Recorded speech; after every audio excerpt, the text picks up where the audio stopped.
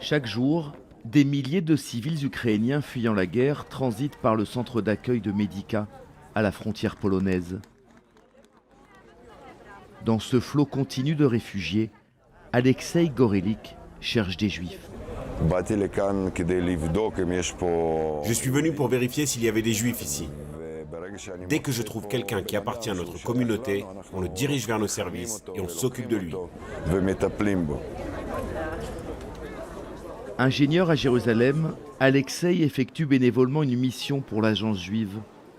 Cet organisme, financé par l'État d'Israël et des dons privés, a envoyé des représentants dans tous les centres de réfugiés qui jalonnent la frontière ukrainienne.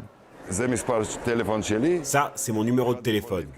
Toute personne qui voit cette affiche peut m'appeler à n'importe quel moment, même à 3 heures du matin. Il y aura toujours une réponse. Lorsqu'il rencontre des réfugiés désirant se rendre en Israël, Alexei pose toujours les mêmes questions. Je m'appelle Alexei et je suis l'envoyé d'Israël ici. Je comprends que vous voulez aller en Israël. Votre père est juif, n'est-ce pas? Donc vous êtes la petite fille d'un juif. Oui. Et il y a un autre enfant de 15 ans. Oui, 15 ans. Vous avez les documents pour le prouver? Écoutez, je vais vous expliquer. Ma sœur s'est occupée d'obtenir les documents, tous les documents pour émigrer en Israël. Avant la guerre, nous sommes allés au consulat et puis la guerre a éclaté. Vous avez obtenu le visa? Nous devions obtenir le visa une semaine plus tard. Ok, c'est bon pour moi. Selon la loi du retour, chaque personne pouvant justifier d'au moins un grand-parent juif peut devenir citoyen israélien. Cette condition remplie, l'agence juive prend en charge intégralement le voyage vers Israël.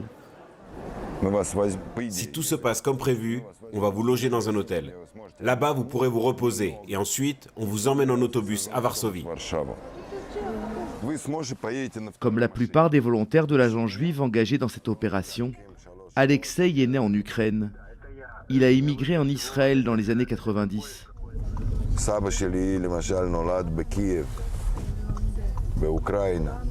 Mon grand-père est né à Kiev, en Ukraine. Mon autre grand-père est né en Russie. Je n'arrive pas à comprendre ce qui se passe. Pour moi, ce sont tous des frères. Oui, Roman? Tu te trouves où sur la frontière? Je vais vers le poste frontière de Medica. Un autobus doit arriver dans 4 ou 5 heures. Un autobus transportant des juifs ukrainiens doit arriver de Lviv, à moins de 100 km de là. Il mettra plusieurs heures à franchir la frontière.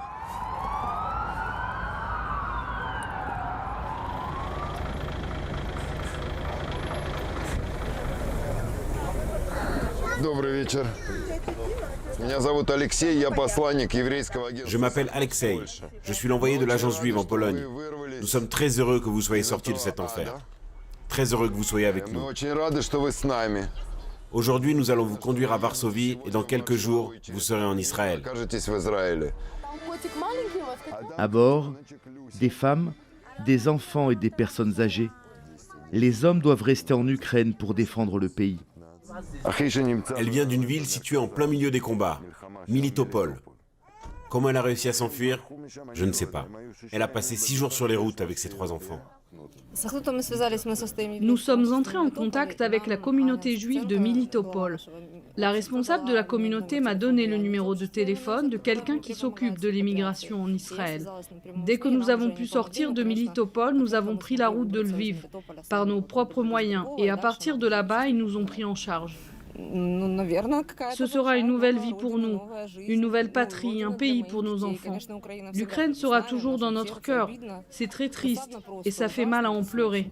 Maintenant, on aspire à la tranquillité, au bonheur et à la paix. Это делается так. Девушка, а ты куда? Что это такое? Вот так вот. Опа.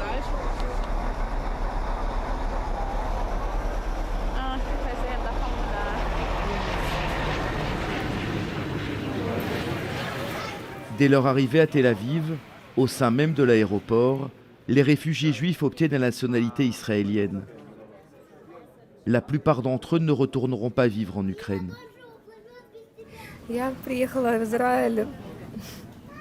Je suis venue en Israël pour commencer une nouvelle vie. Parce que c'est la guerre là-bas. Ça fait peur, vraiment peur. Je ne veux pas de cela pour mes enfants. C'est pour cela que je suis venue ici.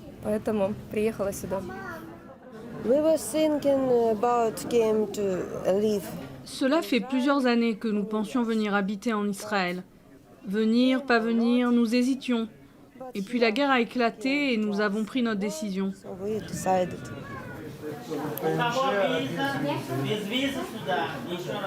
Quelques minutes seulement après leur arrivée, les Juifs ukrainiens signent déjà leurs papiers d'identité. Ils vont aussi toucher une aide financière conséquente, 1 500 € par mois et par personne durant la première année, pour se loger et se nourrir. L'État leur offrira également des cours d'hébreu et une formation professionnelle. Ici, ils reçoivent le premier versement de leur allocation en liquide. Ils reçoivent aussi une carte SIM et leur carte d'assurance maladie. Pour nous, ce sont des nouveaux citoyens, pas des immigrés. C'est leur maison ici.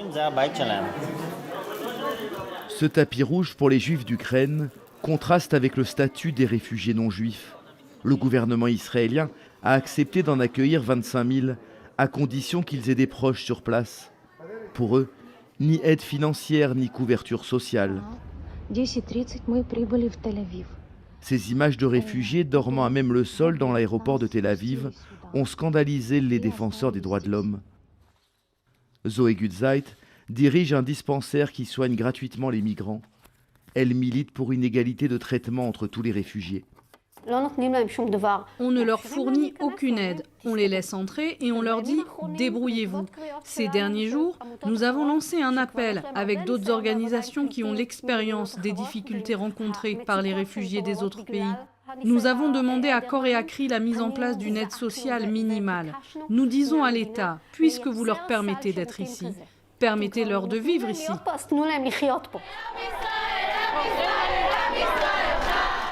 L'État d'Israël favorise les Ukrainiens juifs, car pour lui, l'immigration juive, l'Alia, constitue une priorité absolue, presque sa raison d'être. Pour les plus religieux, elle concrétise même une prophétie biblique, le rassemblement des exilés. Voilà pourquoi ces jeunes Israéliens accueillent en héros les réfugiés ukrainiens. Toutes les deux, nous avons aussi fait notre alia. Moi, d'Australie, elle, des États-Unis. Toute ma famille est encore en Australie et mon rêve, c'est qu'ils viennent tous en Israël. C'est le but, que tout le peuple d'Israël habite en terre d'Israël. Nous devons tous vivre nos vies ici.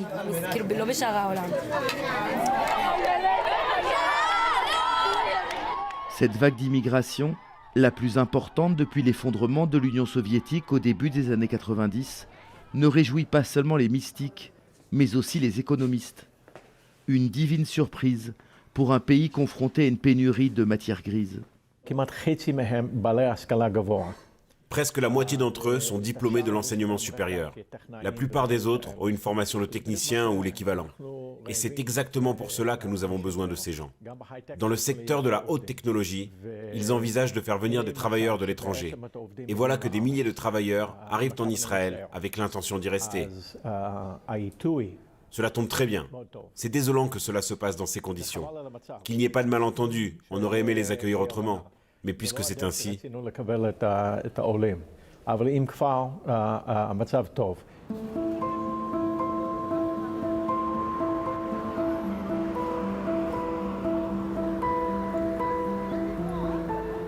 Plus d'1 million de russophones vivent déjà en Israël. Ils possèdent leur propre commerce, leurs partis politiques, leurs médias. Une terre d'asile presque familière pour les réfugiés, qui peuvent compter sur la solidarité de leur communauté. Il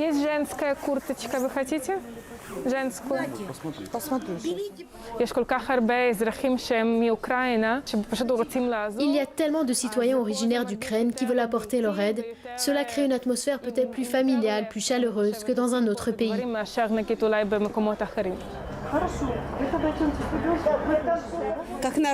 On se sent comme au pays ici.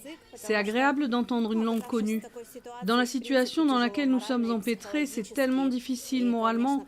Alors évidemment, quand on rencontre des gens de notre patrie, c'est plus facile, cela nous apaise.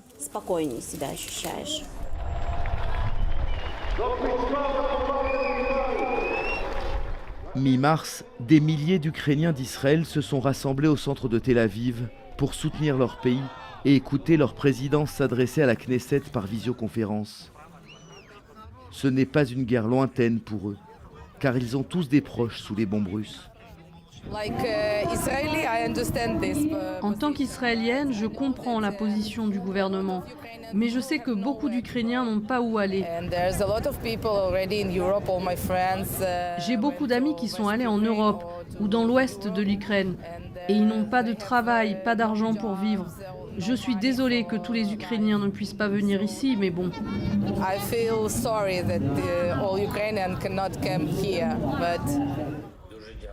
Dans son discours, Volodymyr Zelensky a comparé l'invasion russe avec les massacres nazis qui ont décimé les Juifs ukrainiens durant la Seconde Guerre mondiale.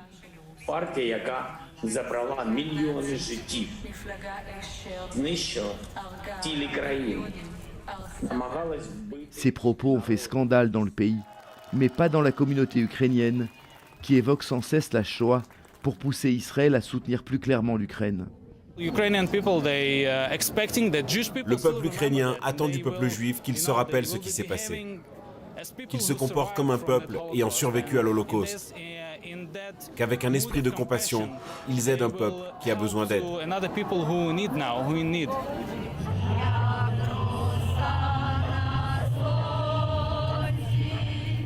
À la fin du rassemblement, les manifestants ont chanté les deux hymnes nationaux, celui d'Israël et celui de l'Ukraine, comme pour lier encore davantage le destin des deux peuples.